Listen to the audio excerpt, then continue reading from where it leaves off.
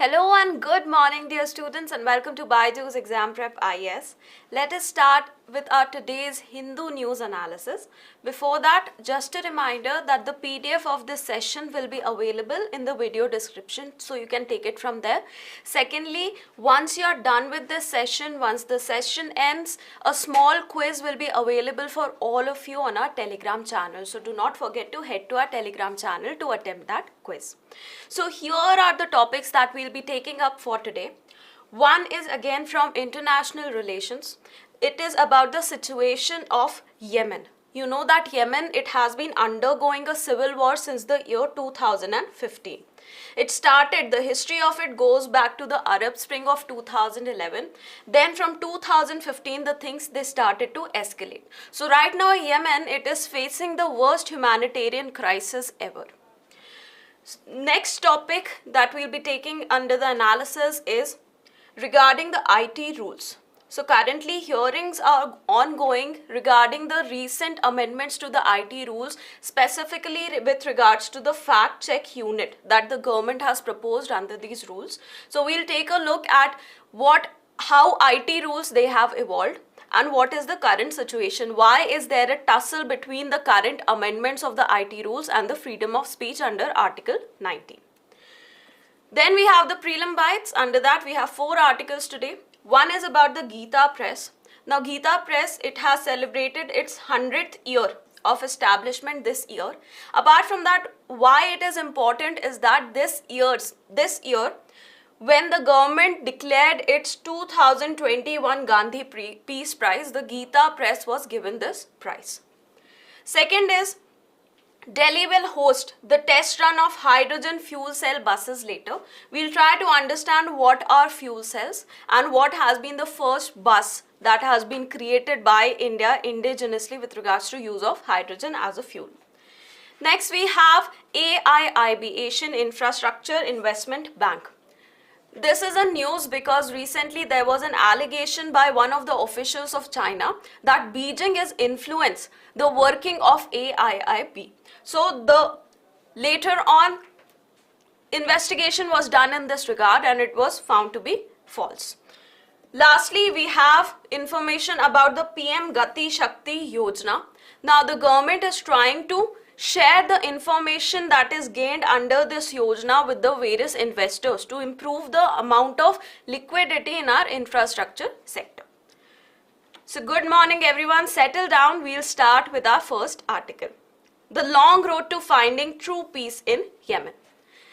The history of this tussle that is going on in Yemen, it dates to the year 2011. So what happened 2011, a large portion of the Arab region, it underwent what? Arab Spring. Now Arab Spring, it started in the country of Tunisia and it covered a lot of the other countries like Egypt, Libya and others, right? So this war, it started and the then president of Yemen, he was ousted during this Arab Spring. So who was the president then? It was Ali Abdullah Saleh. The president who came after him, he was not able to stabilize the crumbling economy and the society of the region. So this created a vacuum of power in the region. Now this vacuum, it was used, this sensitivity, this vacuum, it was used by the Houthis. Now who are Houthis? Houthis are Zaidi, Shia Muslim, minority of the region.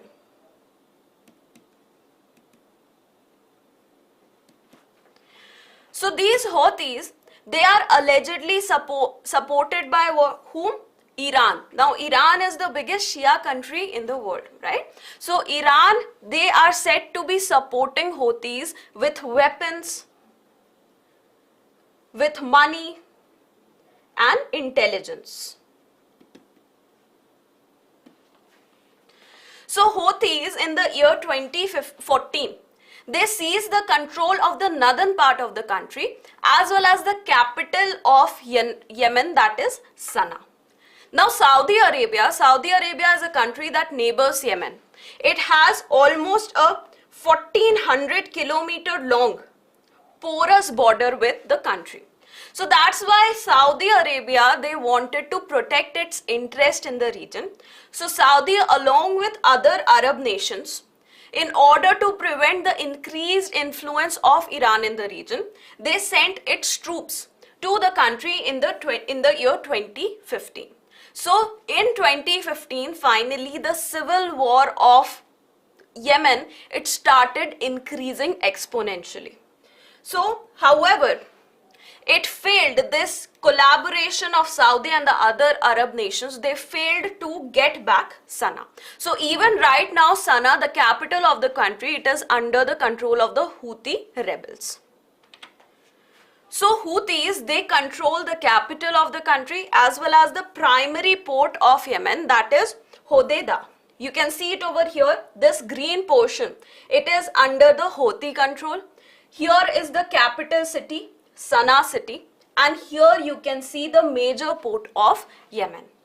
The Saudi-led coalition, it controls the sea region of Yemen, it controls the sky region of the Yemen, and many large parts of southern part of Yemen. You can see over here this color. The government control means it is under the control of the Saudi-led coalition. This is the government control region and this is the government influence region.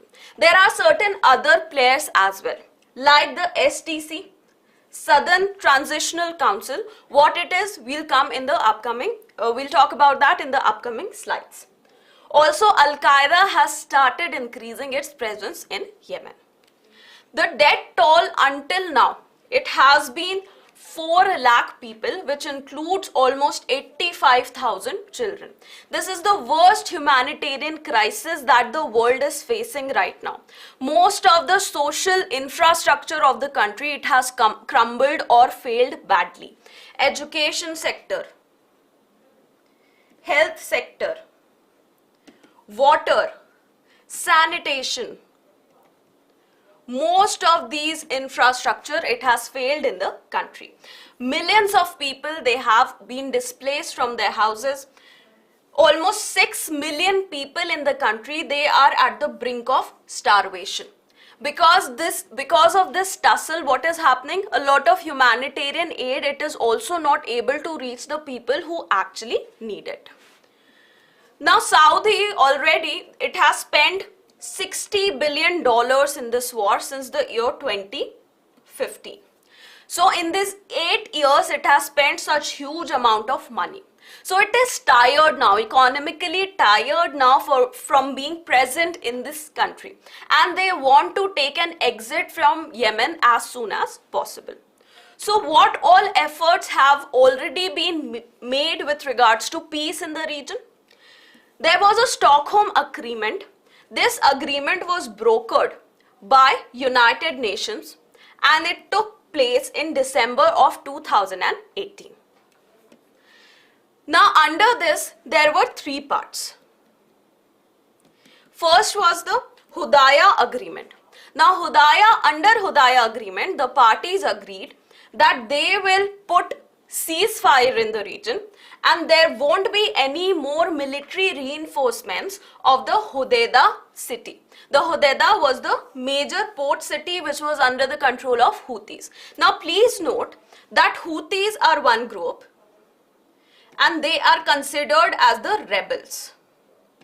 The other group, the government is influenced highly by the Saudi-led coalition, and this government, the PLC, what it is, we'll come in the later slide. The PLC is the one that has been internationally recognized by the various countries. Okay. So Hodeidah Agreement says that there will be a ceasefire between the parties and there will be no additional reinforcement, military reinforcement of the city of Hodeidah. The United Nations, its peacekeeping forces, they will be present in the region to ensure that this particular agreement, it is properly catered to. Second part of this was the prisoner exchange, which was to be supervised by a special office of United Nations, that is, Office of the Special Envoy of the Secretary General for Yemen, as well as an international NGO, that is International Committee of the Red Cross. The third agreement was specifically for a city, that is Taiz, also written as Taiz. Now Taiz, it is the third biggest city of Yemen. It is the third biggest city of Yemen, and since the war started, it has been continuously severely attacked and blockaded, especially by the Houthi rebels. So that is why the humanitarian crisis in this region, it is more severe than the other parts of Yemen. So that is why the Taiz agreement was undertaken. Under this agreement, there will be a formation of a joint committee with participants both from United Nations and civil society to ensure that proper aid it is sent to this region. The blockading of the region, it is not done by the Houthi rebels. So these were the three agreements that were undertaken under the Stockholm Agreement as an umbrella. However, there has been a history of United Nations that it is very good in mediating, in brokering the various agreements. But when it comes to implementation of these agreements, then over there it fails. So same thing has happened over here. See, these agreements up to some level they have worked. They did help in increasing the humanitarian aid in the region. However, they were not successful in establishing peace in the region. So later on, what happened? Saudi-Iran Accord, it was undertaken with China being the biggest broker, the biggest mediator. So under this accord, Iran agreed. Now Iran was supporting the Houthis, right? So Iran agreed that they will curtail any kind of military supplies to the Houthi rebels, and this will help in facilitating peace process. Now there won't be any supply to the Houthi rebels, so they won't be creating chaos in the region. So the Saudi-led coalition and the government of Yemen, they won't have to retaliate against that, right? So as a result, what happened in April 2023, a diplomatic delegation from the Kingdom of Saudi Arabia, it reached the airport of Sana'a. Now Sana'a, it is under the control of who? Houthi rebels, right? So this delegation, it reached the capital of Sana'a airport, it reached the capital of Yemen, and it started its talks with the Houthi rebels or the Houthi enemies of the state. Now under this agreement, it was decided that there will be a 6-month truce between the parties, between the warring parties, which will be built over 1 year long ceasefire. Already since 1 year, a ceasefire was in place in the region, and after that 1 year has ended right now, there will be an extension of 6 months for the truce between the parties. Secondly, a 3-month duration of discussion will be held. So for 3 months, the parties involved, they will discuss with each other regarding the 2-year transition period. So what is this transition period? What transition to what? During this 2-year transition period, it will be finally decided what kind of government will be finally formed in the country of Yemen. So for that, there will be a 2-year transitionary period, the details of which will be discussed in this 3-month duration. There will also be an immediate exchange of prisoners between the two groups, two warring factions. And the Houthis, they also demanded for a few things. Easing of blockade of Sana'a's airport. See, Sana'a was under the control of Houthis. However, the airspace, it is under the control of what? The government of Yemen, that is Saudi-led coalition, right? They also wanted the Hodeidah port to be, the blockade of that port to end. Moreover, they wanted that there should be a payment of salary to their various officials as well as their cadres by the kingdom to them, by the kingdom of Saudi Arabia. However, there are a few challenges. See, what were the success of this particular discussion? The success was that there was an immediate exchange of the prisoners between the two warring sections, right? So there was exchange of prisoners. And secondly, there was a start of flights from the region to Mecca for Hajj, wherein many Houthi leaders, they were also given a chance to visit Mecca for Hajj. However, there are still many challenges for peace in the region. What are these challenges? I'll come to the situation about India and Yemen in a while. Just bear with me, okay? So what are the challenges to peace? First is that, see, Houthis want the payments, the salaries of their government officials and the armed forces to be paid by the Kingdom of Saudi Arabia. And what will be the source of this? Oil revenues of Yemen. Now, Saudi does not want to increase the financial liquidity of its enemies. So, this is a big point of contention. Secondly, they want war compensation from Saudi. Now, Saudi Arabia, they are clearly wanting to help reconstruction of Yemen, but they do not wish to give any kind of war compensation to this faction. Moreover, Houthis want the discussion to take place directly between the Houthis and Saudi Arabia. However, Saudi Arabia, it wants to just mediate the discussion between the Houthis and the government agency, the government official, the identified government of Yemen, that is PLC. Now, Presidential Leadership Council, the PLC, it is what?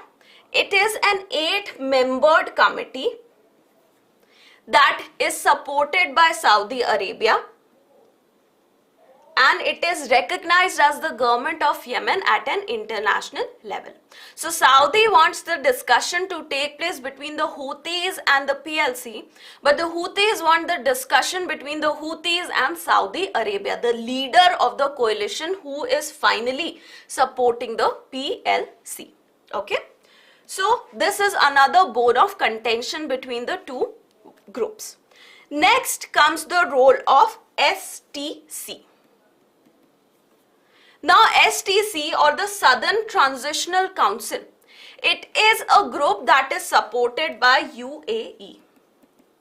Now, this group, it is a third group that is wanting independence and wants People's Democratic Republic of Yemen, a country which was in existence between 1967 till 1990. So, it wants this country to come back. It wants this country to come back. It wants this region to become independent once again. Now, why is UAE supporting this? Now, UAE already has an influence on various ports in this region. One is ports of Eritrea, ports of Somalia, and the ports of this southern Yemen region. So this will create what? This will increase its influence in the Bab al-Mandab Strait region, which is very important for the Suez Canal route, right? From Suez Canal, the ships, they come to Red Sea, and via Bab al-Mandab Strait, they enter the Indian Ocean. So UAE, it wants to have its influence in this region. So that is why it is supporting the STC, that if this independent country once again comes into existence, then UAE will have a very important role in that, and that will benefit UAE considerably. Apart from that, Saudi Arabia. See, Saudi Arabia, as I already told, it shares a 1400 kilometer long border with the region. So Saudi Arabia does not want the southern Yemen region to go independent. and for that it is supporting a Hadramaut National Council, which is staunchly opposing the stance of the STC. What is Hadramaut? Hadramaut is the biggest province of Yemen and it shares an almost 800-kilometer long border with Saudi. There is another province in southern part of Yemen, that is Al-Mahra.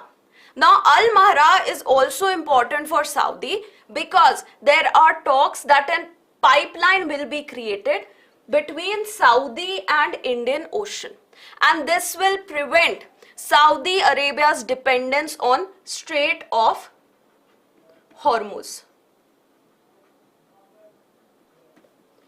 Strait of Hormuz, as you know, Iran is one important country surrounding that strait. In the past as well, Iran has declared that it will block the Strait of Hormuz sea route so that the oil exports from this region, they will be very much affected, right?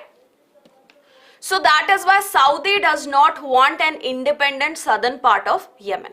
So Saudi is one party, Yemen is another party, Saudi is one party, Iran is another party, and the third party is UAE. All three of them, they are bickering with each other. They are financing certain groups in order to have the influence over the country of Yemen. Why? Because Yemen, it lies at a very important sea route region. Now what about India? Has India been involved over here? See, India has not been directly involved in this particular tussle, in this conflict. However, India has been affected because of that. How? Now India used to import a lot of oil from Yemen. In fact, in 2013, when the situation was all right in Yemen, our bilateral trade, it stood just a little shy of $1 billion. So that was a considerable amount of trade. Right now, according to latest data of 2022, our bilateral trade, it lies only somewhere around $200 million. So there has been a huge reduction of our bilateral trade. Also, India used to import what? Oil, various electronics from Yemen, and that has also been badly hit. Moreover, in 2017, Oil India Limited and Indian Oil Corporation Limited, Oil India Limited and IOCL, they are partner agencies. They had to relinquish the various oil blocks that they won for exploration in Yemen in 2009. So that was another blow to India. In 2015, you must be aware that we conducted the Operation Rahat, where we evacuated various citizens of India as well as other friendly nations from Yemen. There has been a travel ban from India to Yemen since 2017. So why was this ban put into place? It was after a Christian priest from India, he was kidnapped by terror groups in the city of Aden, which is acting as a temporary capital of Yemen. So actual capital is what? Sana'a, which is controlled by Houthis. Temporary capital is Aden, which is controlled by the government, the Saudi-led coalition and the resultant government. India currently, it has been providing a lot of humanitarian assistance to this country, both with terms of food as well as medical aid. Many Yemen people, they are also coming to India for their own treatment. Apart from that, India is also facilitating the education of many of the students of Yemen within its institutions, within the Indian institutions, so that there are no gaps in education. So this is India's involvement. It is very limited when it comes to this particular strife that is going on in the Middle East. However, still, India has a lot of dependence on what? Oil imports, especially from the Middle East region. So that is why any kind of issue over there, it can directly hit Indian economy. So this is about the first topic. In summary, I'll tell you that this started in 2011 during the Arab Spring. The resultant government, after the ousting of the then president, it was not very stable. So in 2014, the Houthi rebels, they started taking control of a lot of regions. In 2015, Saudi-led coalition attacked this region because Saudi Arabia wanted its influence in the region and not Iran's influence, because Iran was supporting the Houthis. Later in 2018, there was Stockholm Agreement, which was not very successful. Currently, in 2023, April 2023, there was another agreement that has been made between Houthi rebels as well as the coalition, right? So it has seen certain successes, but still currently there is no peace in the region. There are three parties that are struggling for influence in the region. We have Saudi Arabia, UAE via the STC, Southern Territorial Council, and we have Iran via the Houthi rebels. So this is the summary of this topic. Now we come to the next topic. Now this topic is also very important. Now there is a case ongoing in the court, in the Bombay High Court, regarding the provisions of the recent amendment, the 2023 amendment to the IT rules of 2021. The case is about whether or not they are affecting the Article 19, our freedom of speech and expression that comes under Article 19. So what is the history of IT rules? Now, all these rules of India, they derive their power from the IT Act of 2000. The first time we set rules, the information technology rules, was in 2011. Now the 2011 rules, they gave various provisions. The main provisions which are in relation to this particular case, they are: first, there was the safe harbor provision that was given to the various intermediaries. What are the intermediaries? What do we include under that? We have social media platforms. Social media platforms like Facebook, like Instagram, like Twitter, like WhatsApp, and various internet service providers.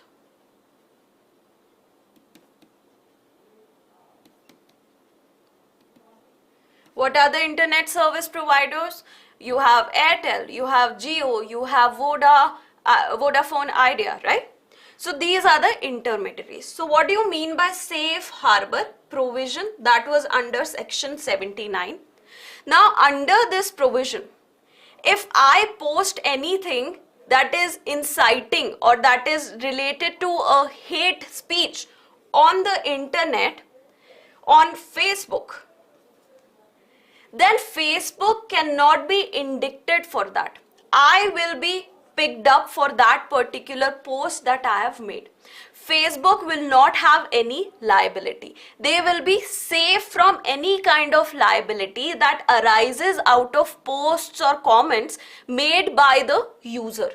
Okay, so this is the safe harbor provision of the IT rules of 2011. Apart from that, there was also a provision that in certain circumstances, now please note certain circumstances, this is important. Only in very rare cases, the intermediaries, they were required to provide proper technical support to the government so that the originator of that information, of any information, they can be identified. Only in certain special circumstances, okay? Then came 2021 rules. 2021 rules, they said that the internet service providers and the social media companies, that is all kinds of intermediaries, they will have to provide this technological support to the government regarding the originator, the first originator of that information in any case that the government requires. So from certain circumstances, we have now moved to any case that government requires. Okay. So this will lead to what? An increase in breach of privacy of the various users, right? Now, apart from that, there was an inclusion of a clause that all the privacy policies of the intermediaries, they should educate the users about what all kind of information can they share on these platforms, so that users themselves restrain themselves from sharing any kind of inciting information, any kind of copyrighted images, or any kind of information that is protected by intellectual property rights. Apart from that, the rules also said that these intermediaries, they should within 24 hours of receiving any complaint, remove the content that is obscene in nature. Obscene in nature, they include things like nudity, anything of sexual, any kind of sexual content or so on, right? Then came the amendments of 2023. Now what the amendments say? First is that there will be an establishment of a fact check unit by the government of India.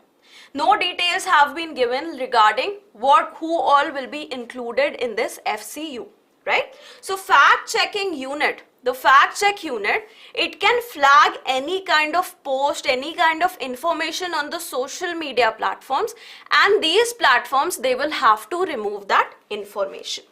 They will have to also display why that particular post, it was removed from their platform, so that if the user, they have to take any kind of action against this removal, they can take that. Second was that any kind of failure to take down the information that has been marked as false or misleading by the fact check unit, it might lead to removal of immunity that these social media intermediaries, they have under the safe harbor clause. So safe harbor clause was protecting them against any kind of indictment in case the third person, they have posted any information. However, if the FCU, it states that that information is false and needs to be removed, but the social media platform like Twitter, Facebook, they do not agree to that, they do not remove that in the stipulated time, then they can also be indicted in that particular case. So if A has posted any kind of information on the platform, fact check unit has asked that information to be removed, but it was not removed. So if B is filing a case against A for that information, they can also name the social media platform as one of the person in the FIR. Okay. Apart from that, there are certain rules about online gaming. Like no platform can allow unapproved games, harmful unapproved games or their advertisements on their platform. Also, all the games, they have to get an approval from the self-regulating bodies. Now, what was the need for these amendments? The need was that first, fake information and fake news, misleading information, that has become so common on social media, right? You get so many WhatsApp forwards, so many posts on Facebook, Instagram that are actually fake, that are actually not true. In fact, with the coming in of AI, artificial intelligence, deep fake technology, it becomes necessary for the government as well to protect its citizens against any kind of fake information or misleading information. Moreover, with regards to online gaming as well, a lot of people are losing their money on various online games that are of harmful nature. They are investing their money, It said that they are just investing the money, they'll get the money back. once they play the game. They are not getting back the money, their money is lost. So there are a lot of games that are coming up with such malicious content. So that is the need for including these amendments in the IT rules. Now, but what are the issues with the new rules? Why is there such a hue and cry? See, government is just trying to protect its citizens against any kind of fake news or misleading information. Then why this hue and cry? See, the biggest issue is that there is no definition of what is fake, what is misleading. If you go back to this article, the Bombay High Court has clearly stated in this hearing that words like fake, like false, misleading in the IT rules that have been mentioned in the IT rules, they are extremely misleading. This is such a broad category. Anything could be included in that category. Even opinions of the people, they could be included in that category. The 2015 case, the Shreya Singhal case of 2015 in the Supreme Court, it very clearly stated that any law that is limiting the freedom of speech under Article 19, it can neither be vague nor overboard. So the government, if it wants to pass such a law that is limiting the freedom of speech, then all the issues that are included in that, they need to be clearly defined. In what all cases can the information be removed? In what all cases can it be called false or fake or misleading? So that clarity is also missing in these rules. Also, there is no clarity regarding the appointment of the various members or the composition of the fact-check unit as of now. So we do not know who will be a part of this fact-check unit, whether or not there will be certain independent members or everyone will be from the government. Because of the fact-check unit, it asks removal for a particular information. The person, the aggrieved person, they will have to go to what? A government committee against this decision of fact-check unit. Now, fact-check unit is also completely a government agency. The government committee is also nominated with the government people. Then there will be a what? Conflict of interests. Right? It will violate the natural law principles.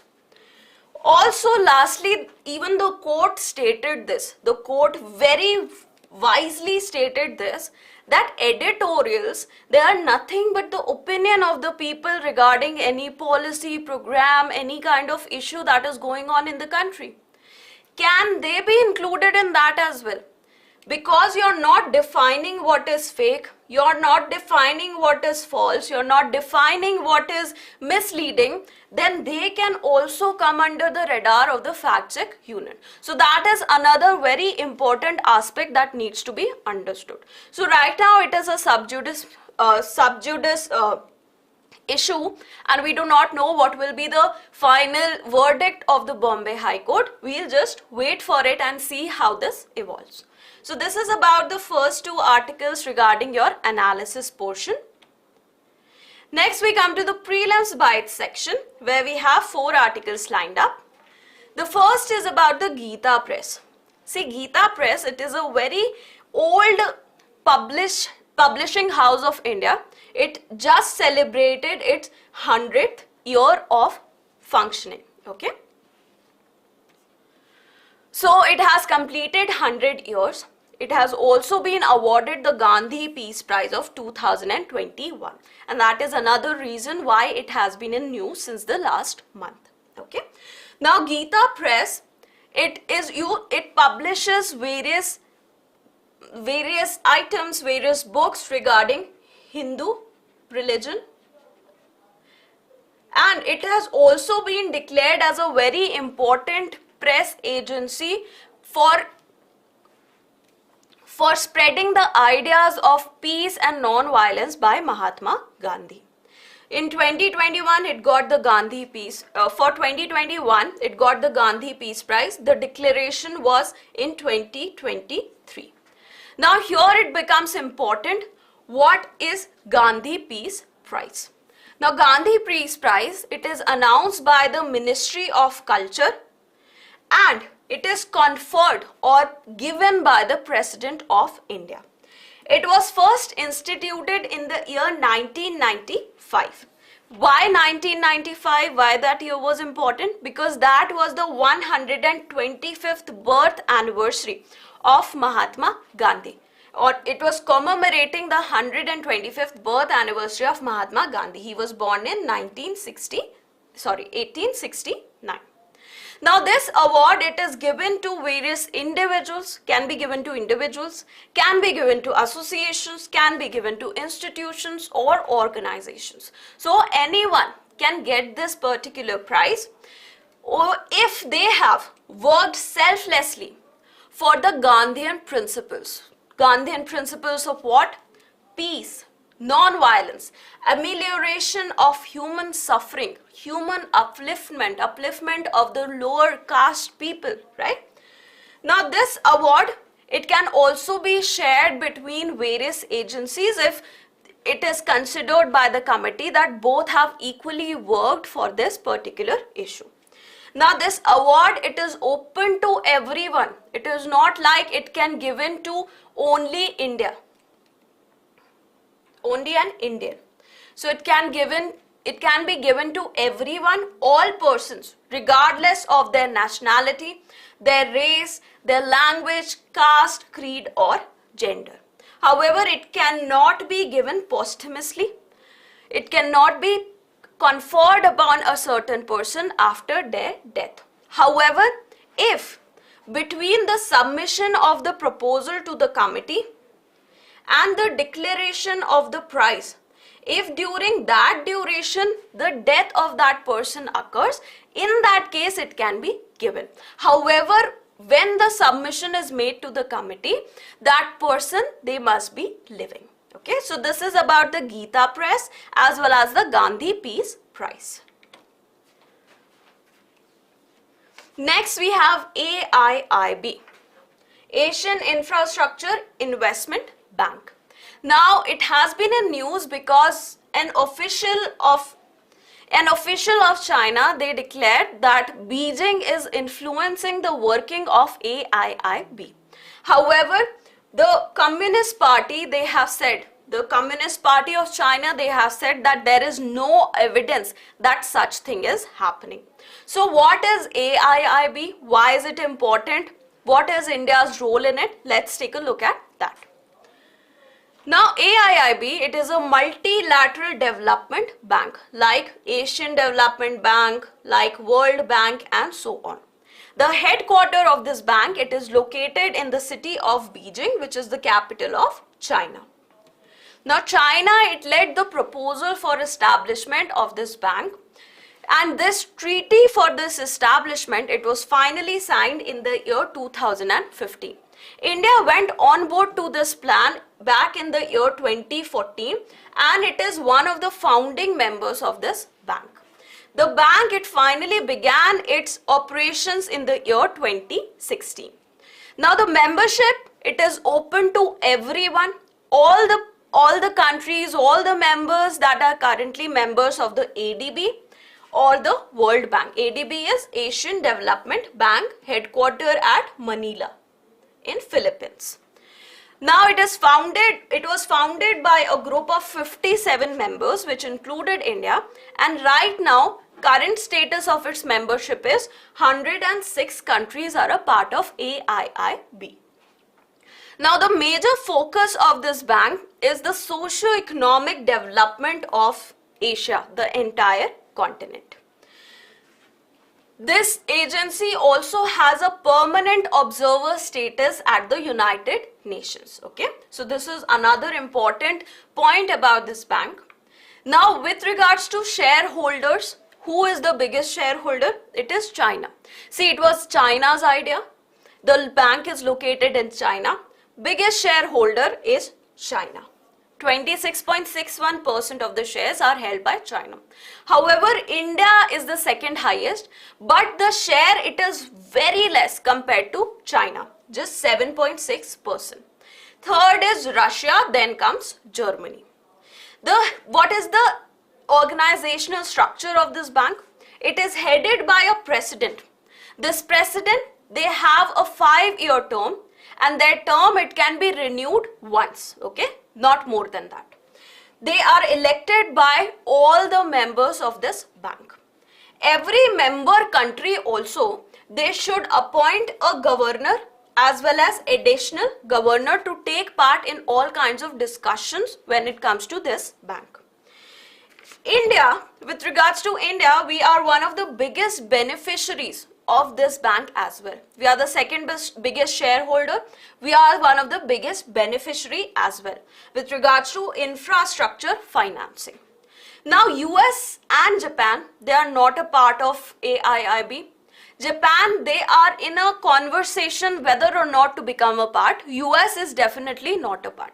However, many of the US allies, despite criticism of US, they have become a part of this bank. What are they? We have UK, we have France, Germany, which are European countries. We have South Korea in Asia, and we have Australia in the Australian region. So these are the members, the major members of AIIB.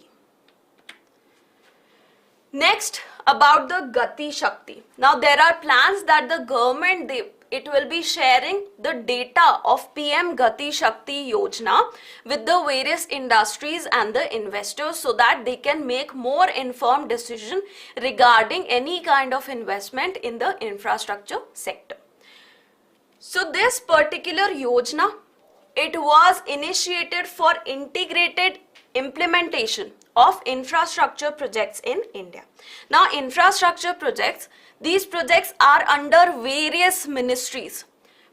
Ministry of Shipping, Ministry of Roadways, pipelines are under some other ministries. So there is a lot of incoherence when it comes to planning regarding the infrastructure sector. So if there is a plan for development of particular infrastructure over here, a railway over here, there is a separate plan of building a roadway like this. There is no coordination between the various agencies. So this particular Shakti Yojana, it was brought in, Gati Shakti Yojana was brought in to increase the communication between the various agencies. So 16 ministries, they are a part of Gati Shakti Yojana who can coordinate with each other at the Gati Shakti digital platform. In 2019, the government, to increase the infrastructure of the country, it launched the National Infrastructure Pipeline. This particular project, it has also been subsumed under the Gati Shakti Yojana. The main aim of this Yojana is to cut down the logistic cost of our GDP. Currently, the logistic cost, according to our Home Minister, it is 13% of our GDP.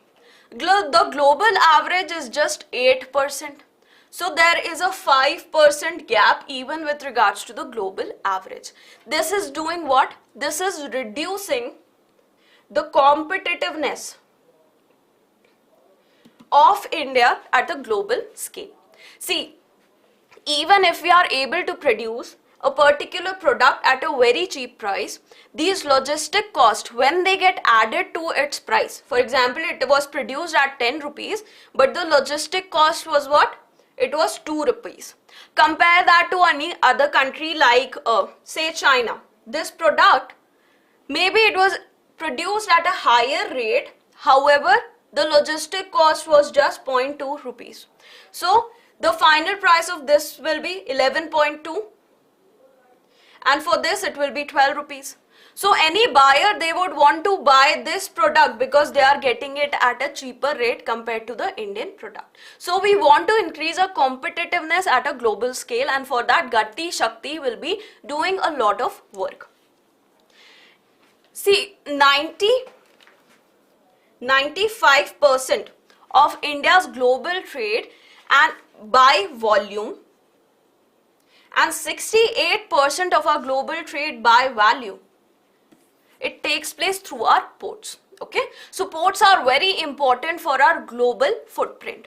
So under this program, under this Yojana, there will be efforts to improve the efficiency of the ports of India. How will they increase the efficiency? They will increase the cargo handling capacity. For example, right now they are able to handle only 100 million tons of cargo per day. This capacity, it will be increased to say 150 or 200 per day. So a lot of increase in the trade it can take place. They'll also try to reduce the turnaround time. What is the turnaround time? If the ship, it comes to the port, the time taken to unload the ship and load the ship with the products that need to be sent out, that is the turnaround time. We are trying to reduce that as well. This Yojana, it aims to establish 11 industrial corridors and 2 new defense corridors in the country. These 2 new defense corridors, they will be located in the states of Uttar Pradesh and Tamil Nadu.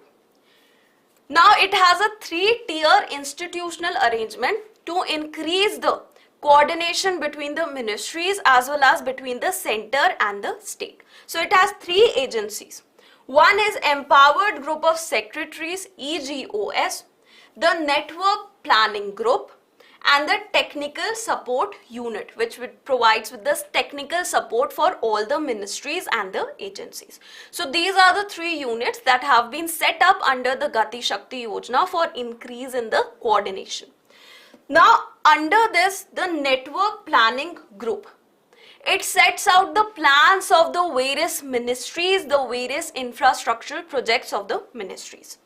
Now it has, because it is gaining a lot of information, it is compiling a lot of information about various regions, about the requirements of the various regions. So that is why it has multiple layers of geospatial data that has been taken from various satellites. Now the aim of the government is to share this information with the various industries as well as the investors so that they can take an informed decision regarding any of their future plans.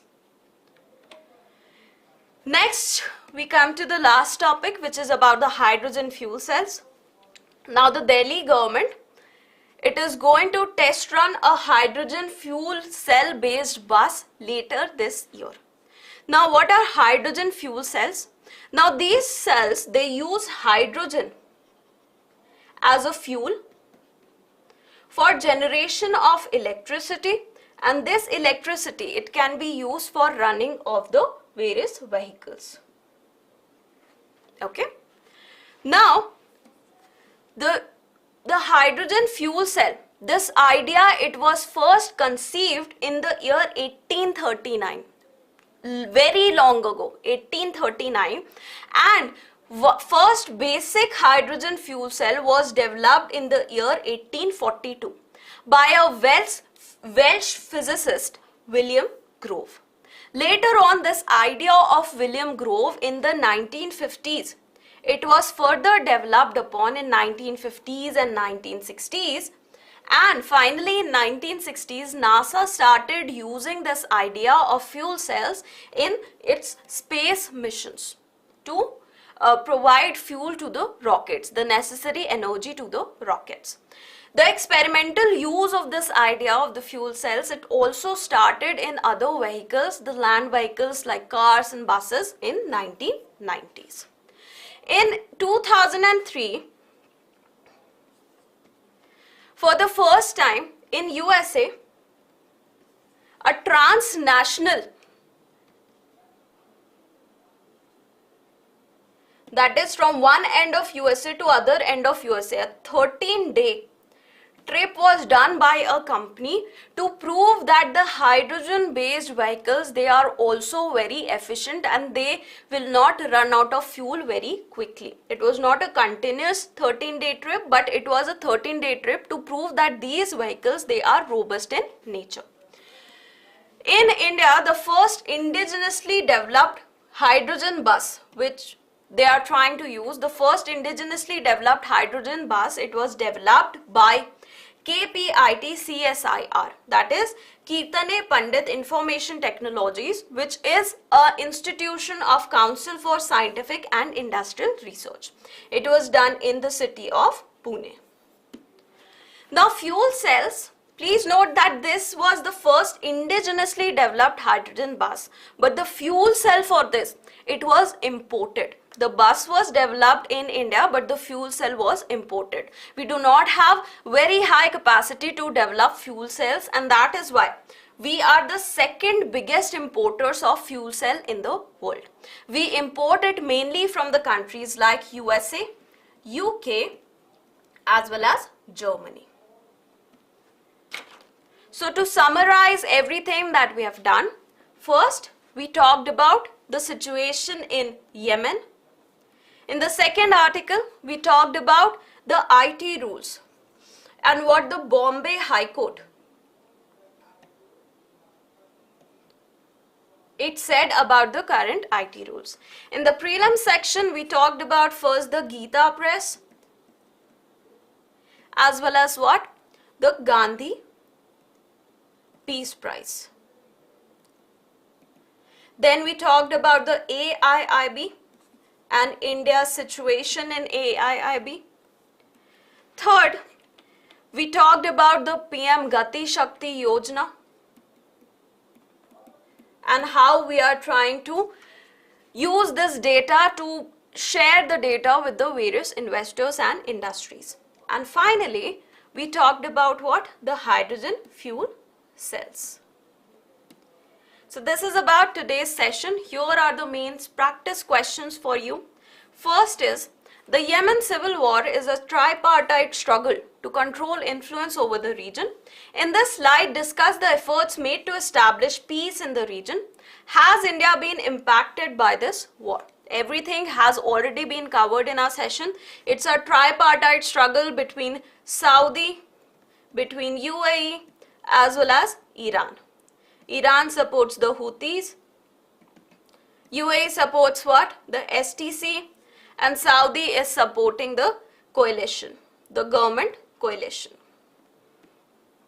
So you can just mention this is happening.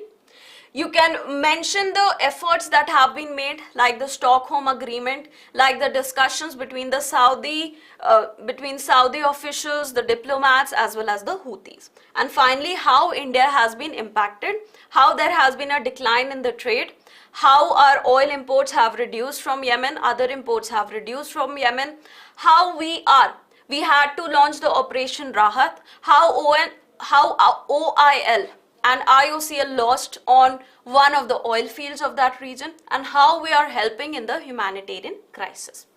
Second question is, critically analyze the major provisions of IT Rules Amendment of 2023 regarding the fake news. So you have to focus upon fake news.